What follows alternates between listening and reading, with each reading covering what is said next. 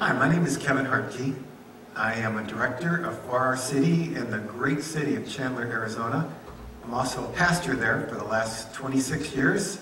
I have the privilege of serving on city council. I'm the newest guy on the block.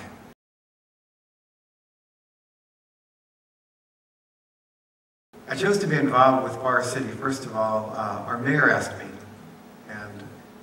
and I believe in when an opportunity surfaces that you better pray about it, and then if it's of God, to move on, and I sensed that. So I agreed for that purpose, but also serving in Chandler for 20-some years as a pastor, I have seen many opportunities in which we seem to have stumbled over each other or questioned how can we best serve our city and do it corporately with others, and Farrar City seemed to have this down, and it's a great strategy to engage in that fashion.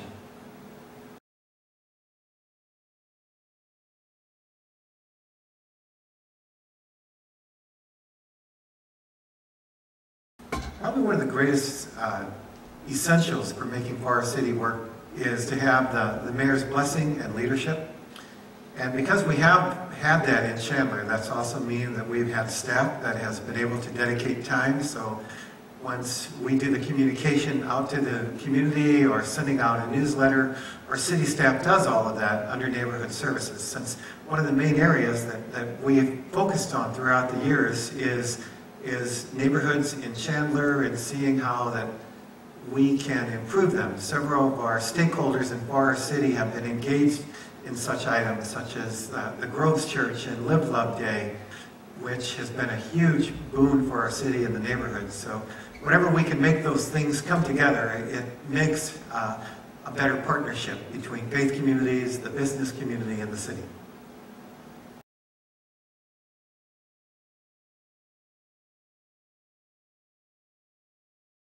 I think Farrar City is an idea whose time has come, particularly in these economic times where there's not a whole lot of money to go around.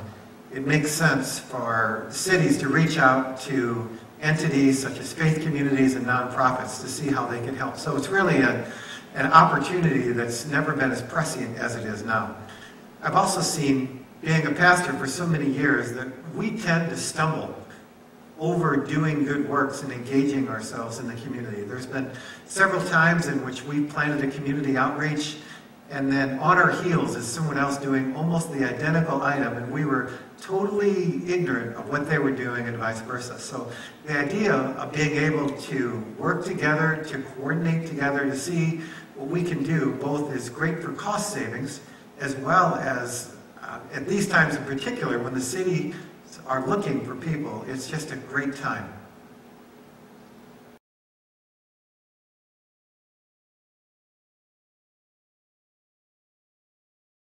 The very first gathering that we had for Farrar City, we met up on our old city council buildings, and we had a mixture of staff, nonprofits, and faith community, and one of our city staff, which was neighborhood directors, came and had a mandate that she was unable to fulfill. We were looking at an item the city was engaging in, a Project Homeless Connect. What they needed was a facility that had showers, that it was able to take a lot of people and process them, as well as have a lot of information booths available for homeless folks to come to. And they had explored and didn't have anyone that had that venue.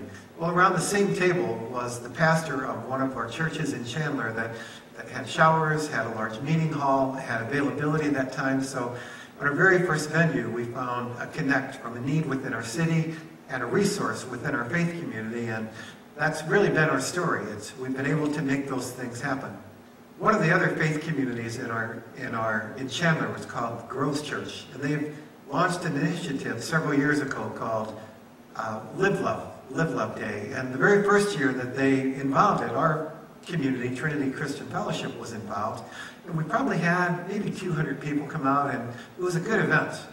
The next year we brought Farrar City involved, as this was our very first fledgling year, and we doubled the amount of people who were involved. The next year we doubled again.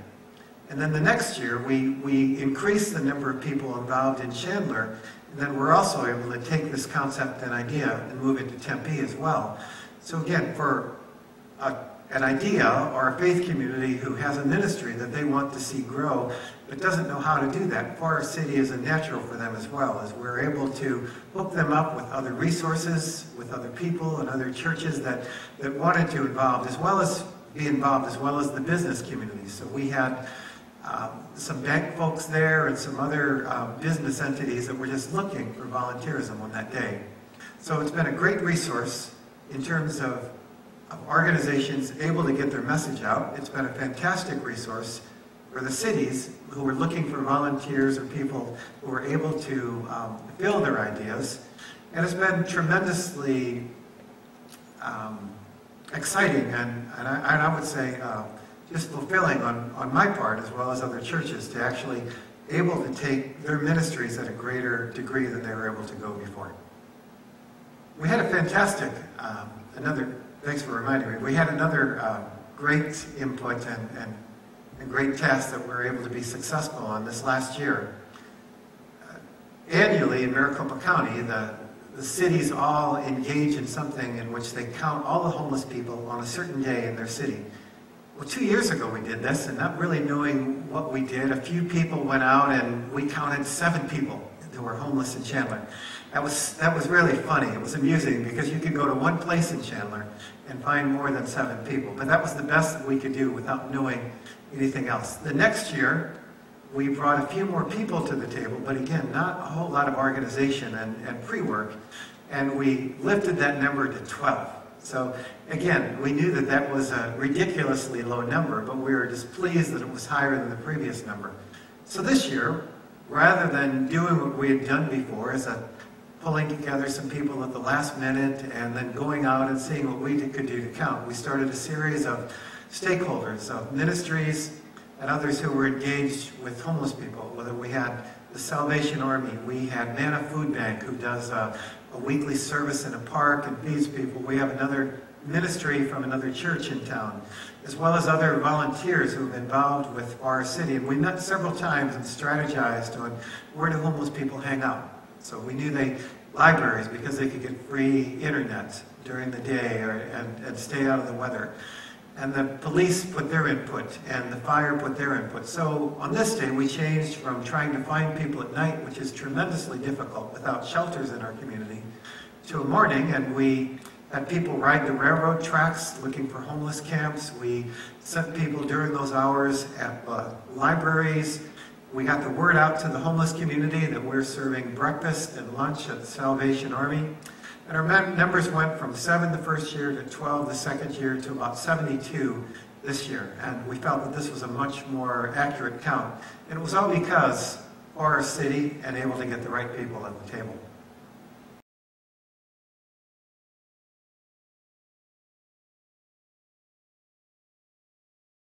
For new directors, I would say that this really is a dream come true for ministry, and I'm assuming that you want to be a new director because you have a heart for your city, you love your city, and you want to see great things happen.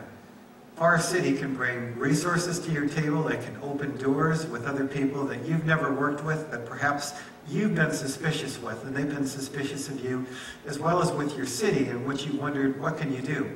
What we found is that you don't care who gets the credit, you can do great things in a city. And if you're willing to work with all sorts of people that perhaps are outside, if you're a pastor or outside of your faith community, in order to serve. I'm not talking about compromising or diluting your message that you share that's deep to your heart, but who really cares who you paint next to if you're doing a project or you serve water next to? In fact, I would prefer to serve water or paint with people who I don't normally deal with, because then I have a chance to open dialogue and do all sorts of things. So it's a very rewarding task in order to see things come together and to see your dreams come true by serving your city, having an in terms of a sense of God's anointing to talk and pray with people that you never had before, as well as make a difference. It's been a fantastic, rewarding opportunity.